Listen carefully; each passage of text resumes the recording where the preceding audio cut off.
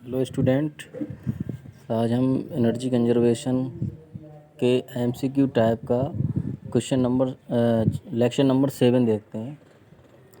7th lecture का question number 1 देखते हैं। यहाँ पे को जनरेशन में सिस्टम की दक्षता कितनी तक की जा सकती है, कितनी मैक्सिमम पर बढ़ाई जा सकती है, तो कितनी % इफ़िशियंसी बोल सकते हैं।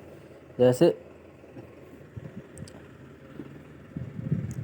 70%, 80%, 90% या 60%। तो को जनरेशन के द्वारा इसकी मैक्सिमम इफ़िशियंसी की जा सकती है 90%। ठीक है, सी ऑप्शन सी होगा। को जनरेशन की समकालिक जनरेशन है, यानी को जनरेशन की ही तरह काम करती हैं, उनका इतना ही टाइम पीरियड लेती हैं। समकालिक मतलब टाइम पीरियड बराबर। ठीक है, तो कौन सी होती हैं?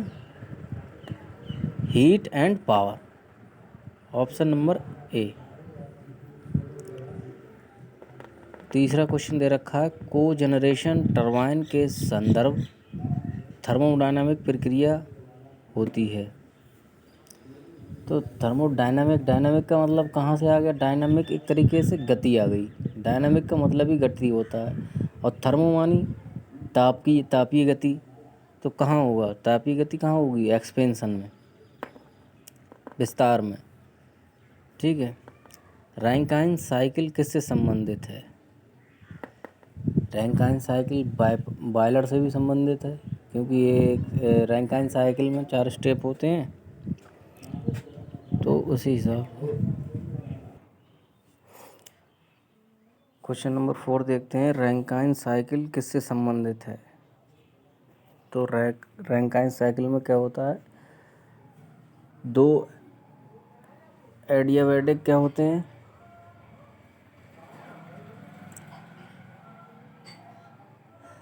देखो, आइसोथर्मल हीट एडिशन और आइसोथर्मल हीट रिजेक्शन होता है। ठीक है, 2 एडियाबैटिक कंप्रेशन और एडियाबैटिक एक्सपेंशन होता है। 4 प्रोसेस होती हैं। ठीक है, एक आइसोथर्मल हीट एडिशन और isothermal heat rejection Rankine cycle में। तो रैंकाइन साइकिल में आइसोथर्मल हीट रिजेक्शन होता है। हीट रिजेक्शन कब होगा? आइसोथर्मली, जब हम किसी चीज़ का फेस ट्रांसफॉर्म करना, जैसे पानी से भाप से पानी बना रहे हैं, या पानी से भाप बना रहे हैं। ठीक है, तो फेस चेंज हो रहा है। यहाँ पे एक फॉर्म से दूसरी फॉर्म में जा रही है, यानी लिक्विड फॉर्म से गैसियस फॉर्म में चेंज हो रही है। तो वहाँ पे टेम्परेचर कांस्टेंट हो जाएगा जब तक कि पूरा पानी वाष्प में ना बदल जाए। इसी तरीके से जब वाष्प को ठंडा करते हैं तो पूरी की पूरी वाष्प पानी में ना बदल जाए, तब तक एक ही टेम्परेचर रहेगा। उस समय टेम्परेचर कांस्टेंट रहता है। वो प्रोसेस आइसोथर्मल प्रोसेस कहलाती हैं। और एडियाबैटिक कंप्रेशन होता है, रिवर्सिबल एडियाबैटिक कंप्रेशन, और रिवर्सिबल एडियाबैटिक एक्सपेंशन होता है। कंप्रेशन मतलब संपीड़न। ठीक है, एक प्रोसेस के द्वारा क्या किया जाता है? गैस को कंप्रेस दबाया जाता है, जिससे उसका प्रेशर बढ़ाया जा सके। एक्सपेंशन में क्या किया जाता है? एक्सपेंशन हमारा टरबाइन में किया जाता है, और कंप्रेशन कंप्रेसर में किया जाता है। हीट एडिशन बॉयलर में किया जाता है, और हीट रिजेक्शन कंडेंसर में किया जाता है। तो रैंकाइन साइकिल से ये सभी संबंधित हैं।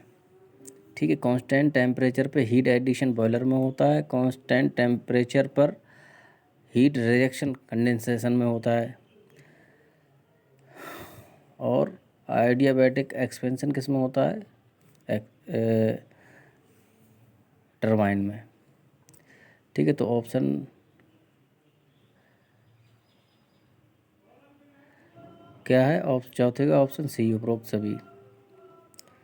निम्नलिखित थर्मोडायनामिक चक्र में से कौन सा चक्र को जनरेशन से संबंधित रहेंगे? तो ब्रेटन साइकिल भी को जनरेशन हो जाती है, ऑटो साइकिल भी को जनरेशन हो जाती है, रैंकाइन साइकिल में भी को जनरेशन हो जाती है, मगर बेल कोलेमैन साइकिल में नहीं होती, जो किस में काम करती है? एसी में। रिवर्स रैंकाइन साइकिल होती है।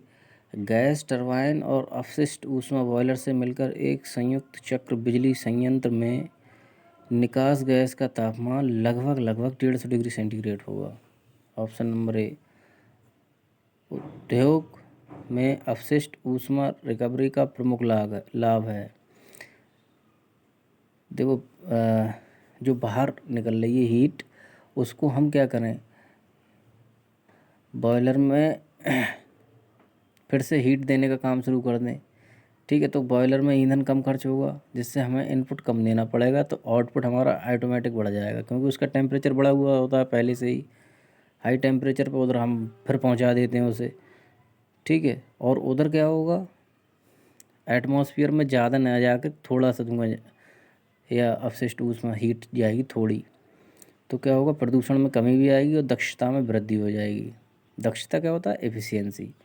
तो ऑप्शन नंबर सी हो जाएगा।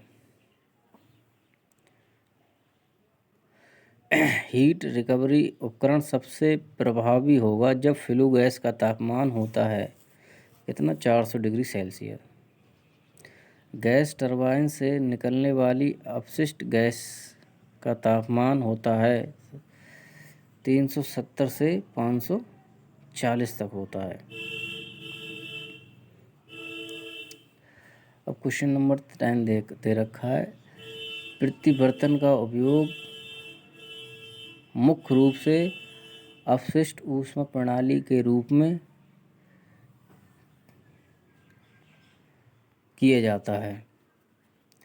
ठीक है, तो कहाँ किया जाता है, बॉयलर में या कंप्रेसर में या ब्लेड रीहीटिंग फर्नेस में, या उपरोक्त में से कोई नहीं। तो रिकर्सन का उपयोग मुख्य रूप से ब्लेड रीहीटिंग फर्नेस में किया जाता है, ऑप्शन नंबर बी।